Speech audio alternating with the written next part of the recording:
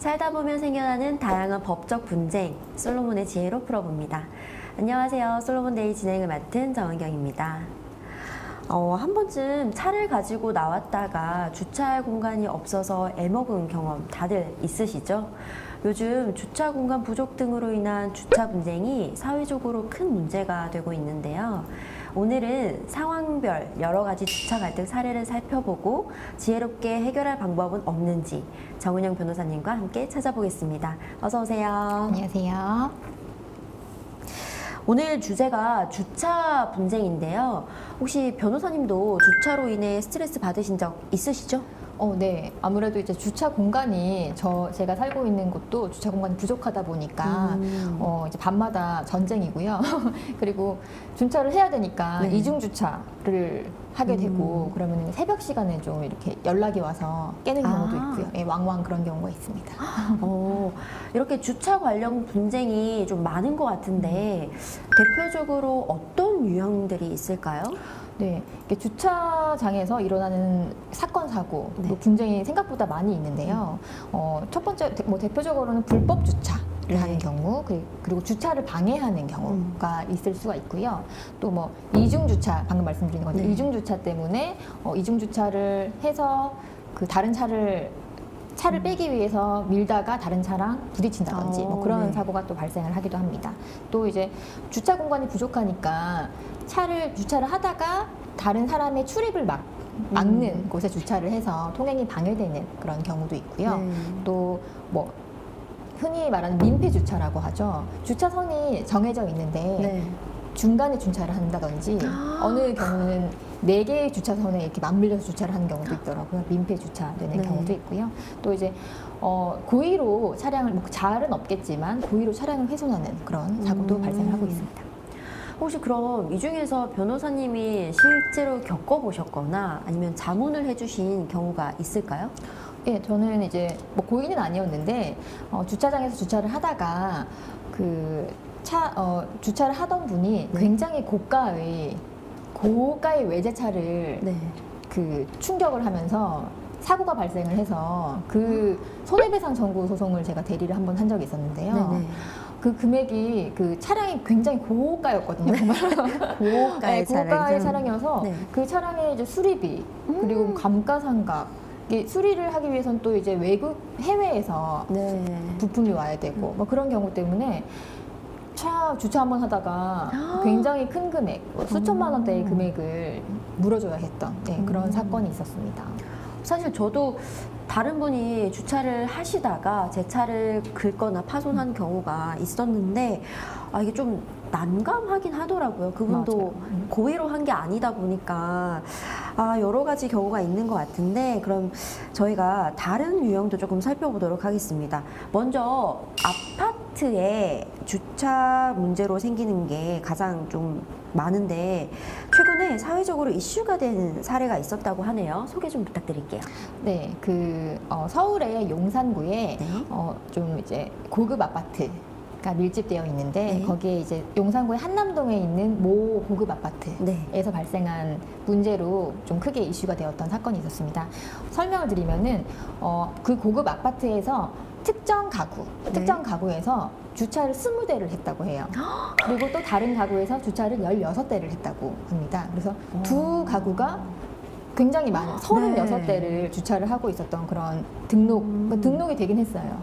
주차장에. 등록을 그래요? 하고 주차를 해서 다른 입주민들이 주차 공간이 부족하니까 그쵸. 거기에 대해서 굉장히 이제 분개를 하면서 문제 제기를 했던 사안이 있었는데 여기에 대해서 이제 입주민들이 아파트 관리 규칙을 이제 제정을 하자, 만들자라고 요구를 했기 때문에 지금은 현재는 이제 한 가구에서 6대까지만 주차가 가능하도록 규정을 이제 만들었다고 합니다. 6대도 꽤 많은 숫자이긴 한데 많습니다만 저희가 보통 한 가구당 2대 아니면 좀 많으면 3대 정도라고 알고 예, 있는데요. 아무래도 여기는 좀 특수한 고급 아파트라고 말씀드렸잖아요. 거기다 이렇게 조금 더 주차 대수가 공간이 있나 보네요. 공간이 그래도 비교적 있었던 모양이에요. 예. 근데 이렇게 주차 대수를 제한하는 거 어떻게 보면 이것도 적법한 건가 불법이 아닌가라는 생각이 좀 들긴 하거든요. 내가 돈을 내고 주차를 하겠다고 하는데도 안 된다라고 하는 거니까 이게 과연 적법한 건가요? 네, 이 입주민들 같은 경우에는 내가 차량이 많고 내가 돈을 내지 않는 것도 아니고 네. 주차를 다 돈을 내서 하겠다라고 했을 때 내 재산권을 침해하는 것이 아니냐라고 또 생각을 할 수가 있습니다. 하지만 이게 아파트 단지 내에서 2대 또는 뭐 3대든 네. 등록 그 대수를 제한하는 것은 여러 판결에서 이미 적법하다고 확인이 되었습니다. 예, 그래서 수원지방법원 여주지원에서 있었던 판결에서는 네. 주차 공간이 이제 부족하잖아요. 네. 아무래도 그 부족한 문제를 해소하기 위해서는 입주민들이 조금 불편을 감수하면서 함께 입주민들이 동의를 얻어서 2대로 제한하자라고 규정을 했다면 그 규정은 지켜져야 되고 그게 위법하지 않다라고 판결을 하고 있습니다. 그러면 요즘 아파트에서 사실 대수당 주차 관리 비용이 차등 지급되는 경우가 있던데 이것도 입주민끼리 동의가 되면 가능한 건가요? 네네. 입주민들이 다 동의를 해서 적법하게 규약으로 제정이 된다면 그 부분은 예, 특별히 문제 삼을 수 없을 것 같습니다. 그러면 다른 사례도 한번 알아보도록 하겠는데요. 아까 살짝 말씀해 주셨어요. 민폐 주차 어떤 경우인 건가요? 민폐 주차 같은 경우에는 이제 주차선을, 네. 그러니까 주차선이 이렇게 하얀색으로 정해져 있잖아요. 근데 그 주차선이 아닌, 좀 넘어서 주차를 한다든지, 좀 고의적으로 본인의 차량이 소중해서 다른 차량이 옆에 오지 못하도록 그 선과 선 사이에 중간에 주차를 한다든지 아예 굉장히 이제 기상천외한 방법도 있더라고요. 저도 찾아보니까 네. 가로로 주차를 해야 되는데 세로로 저도 주차를 봤어요. 한다든지 네. 예, 그런 식으로 주차선을 이렇게 물고 주차를 하면 그거를 우리가 좀 소위 민폐 주차라고 얘기를 하고 있습니다.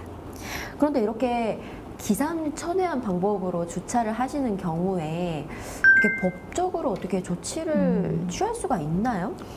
예, 보통 이제 그 주차는 결국 차량의 운행이니까 어떤 도로교통법 위반이 되는 것이 아니냐라고 네. 생각을 하실 수가 있는데요. 이 그 공동주택 단지, 그러니까 네. 아파트나 공동주택 단지 내에서의 도로는 그 사유지라고 해요. 그러니까 네. 아파트의 소유라는 거죠. 네. 아파트의 소유에서는 그 사유지에서 발생한 도로의 문제는 도로교통법 위반에 해당이 되지 않고요. 일반 교통법 위반이라고 해서 사유지에서도 주차장이 아닌 그런 도로에서 불법 주정차로 교통을 방해하면은 일반 교통 방해죄로 처벌을 받을 수가 있습니다. 그러면 이건 제가 아까 방송 시작하기 전에 사실 변호사님께 개인적으로 물어봤던 질문인데요.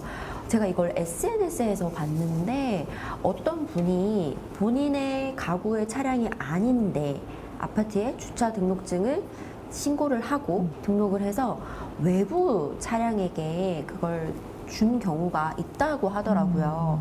만약에 이게 뭐 발견이 되면 어떻게 처벌이 가능한가요, 이것도? 제가 생각했을 때는 이게 원래 이제 입주민들의 그 주차를 위해서 네.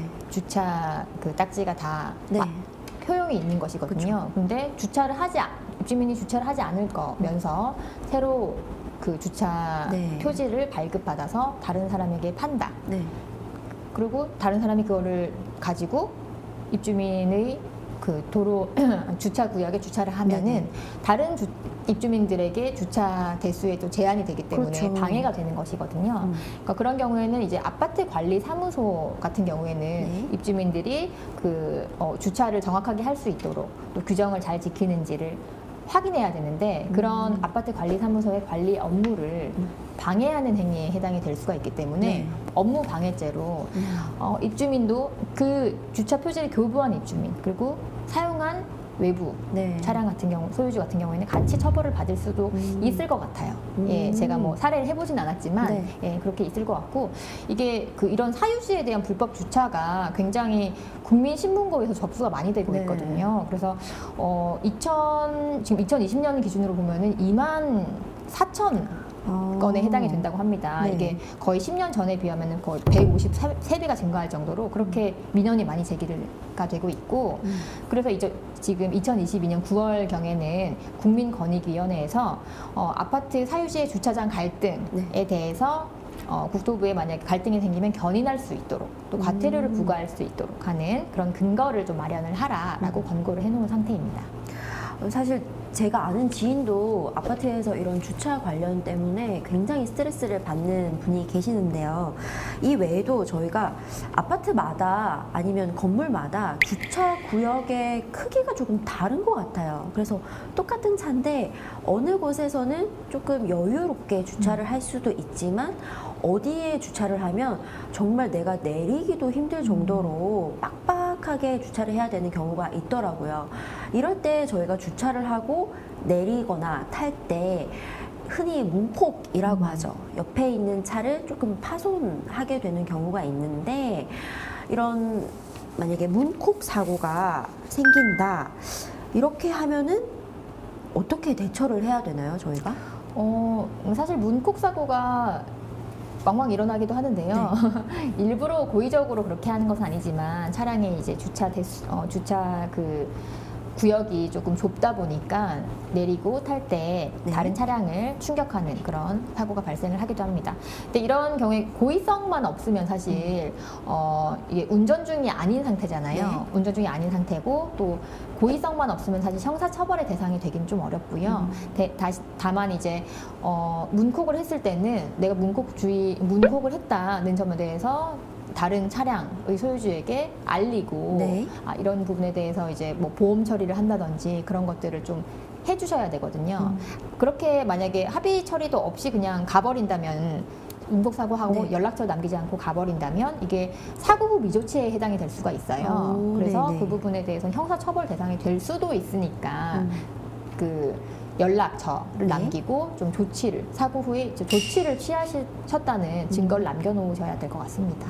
그럼 반대로 내 차량이 문콕의 피해 차량이 되었다. 그러면 손해배상을 받기 위해서 가장 먼저 해야 될 대처가 어떤 걸까요? 보통 그 차량 같은 경우에 대부분 이제 그 블랙박스 영상을 가지고 있잖아요. 그럼 블랙박스 영상 통해서 사고가 발생했는지를 확인을 하면 제일 좋고요. 그 증거가 되니까.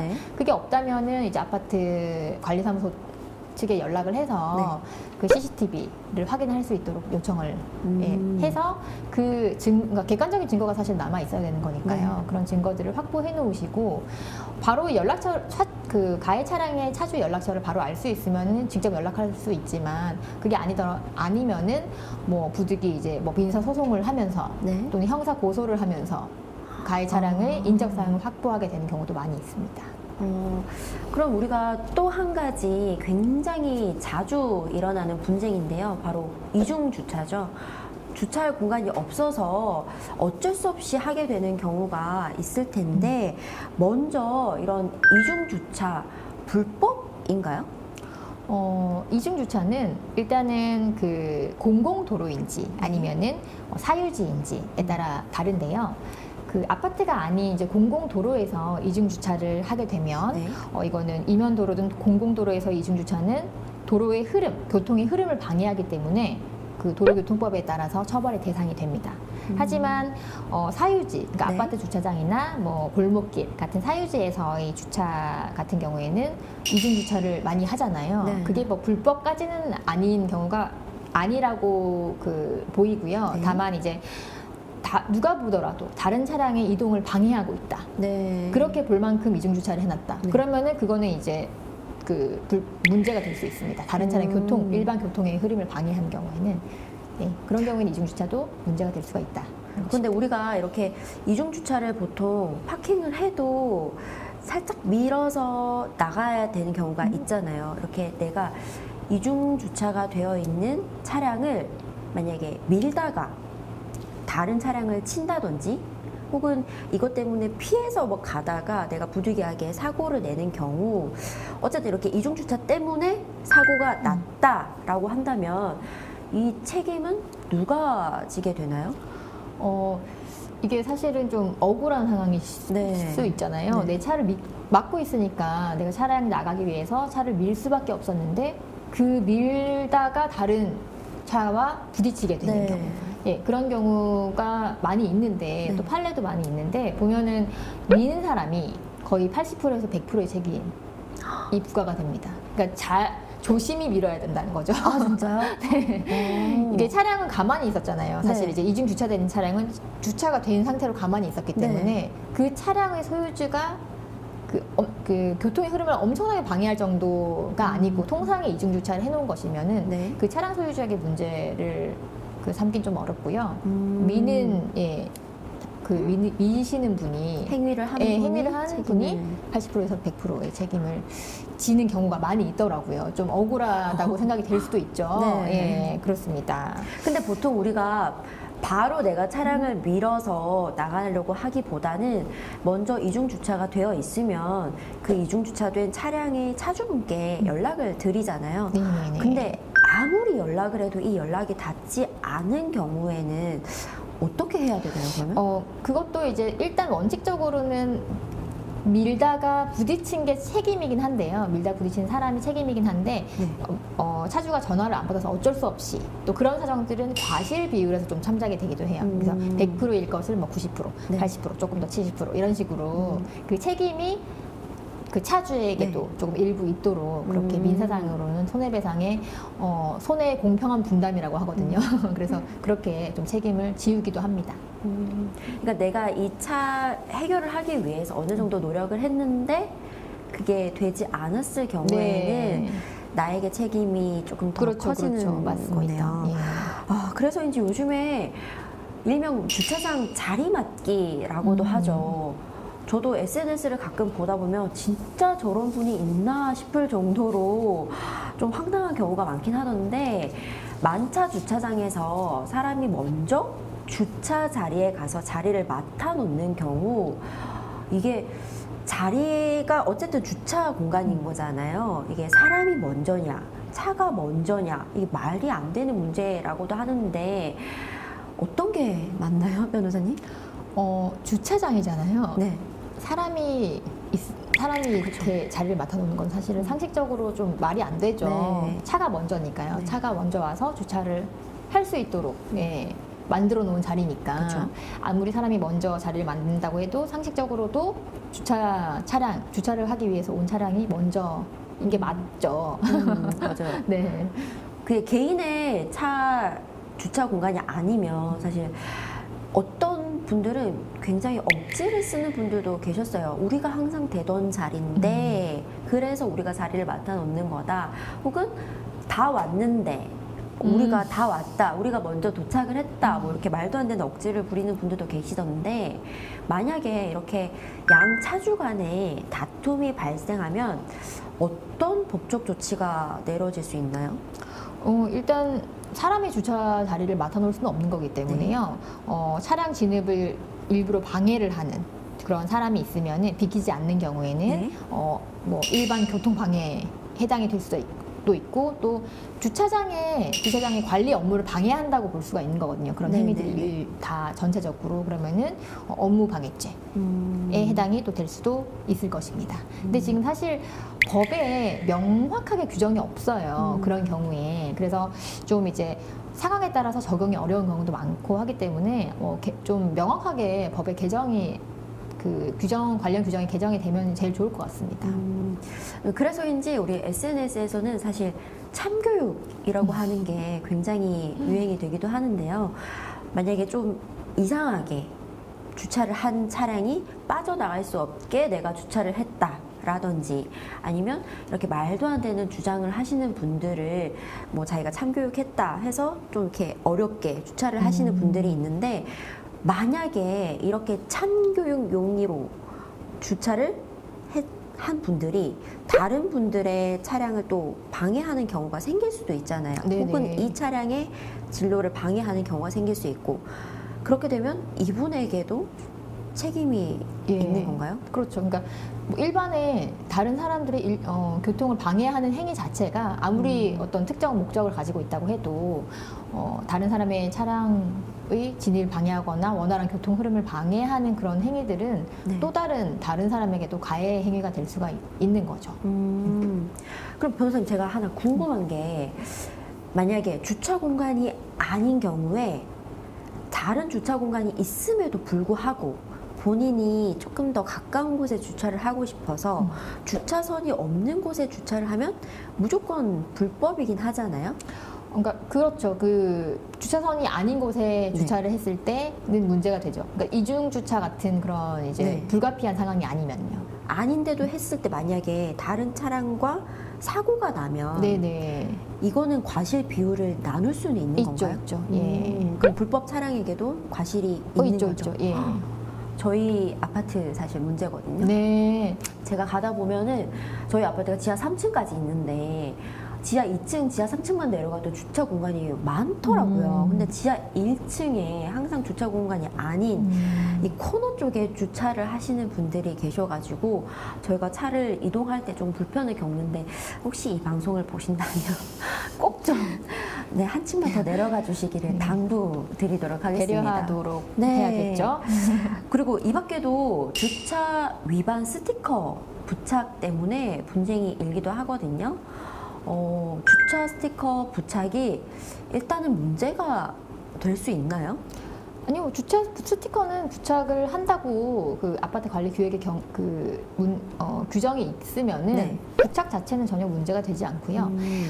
다만 이제 그 초강력, 굉장하게 이제 강력한 스티커를 그러니까 접착력이 있는 스티커를 붙이는 경우에는 떼기가 굉장히 어렵거든요. 예, 그래서 그런 경우에는 좀 재물 손괴죄가 될 수가 있어요. 그래서 너무 초강력으로 붙이지만 않으면은 주차 스티커 붙이는 것은 문제가 되지 않습니다. 그렇다면 올바른 주차 위반 스티커 부착 방법 어떻게 해야 될까요? 일단은 이제 주차 스티커를 주차된 상태에서 부착하긴 하지만 이게 그 운전자 시야를 방해하지 않도록 하고요. 그리고 또 스티커를 쉽게 뗄 수 있도록 접착력을 좀 약하게 해야 되고 또 아파트마다 조금 특정 위치에 부착하세요라는 그런 것도 있는 경우들이 있더라고요. 거기에 맞춰가지고 부착을 하도록 하셔야 될 것 같습니다. 끝으로 이런 경우가 없으면 제일 좋겠지만 어쩔 수 없이 이런 주차 관련 분쟁을 통해서 소송을 준비하시는 분들도 계실 것 같아요. 소송을 준비해야 되는 분들께 당부하고 싶은 말씀이 있다면요? 네, 이게 일상생활에서 사실 이런 뭐 주차 분쟁 많이 발생할 수 있는데요. 우리가 또 함께 배려하면서 생활하는 사회니까요. 조금 더 배려하고 좀 더 다른 사람들과 다 더불어서 산다라고 생각하시고 행위를 하시면 좋겠고 또 원만하게 상식적으로 하고 싶어도 원만하게 해결이 되지 않는다라고 부득이한 경우에는 증거를 꼭 수집을 하셔야 됩니다. CCTV나 뭐 증거 주변에 이제 목격자 등의 좀 증거를 수집하셔서 법적으로 대응을 하시는 게 가장 바람직할 것 같습니다. 네, 오늘은 주차와 관련해 벌어지는 다양한 분쟁과 해법에 대해 알아봤습니다. 오늘도 유용한 말씀 감사드립니다. 감사합니다. 다음 시간에 더 친절한 법률 상식으로 찾아오겠습니다. 시청해주신 여러분 고맙습니다.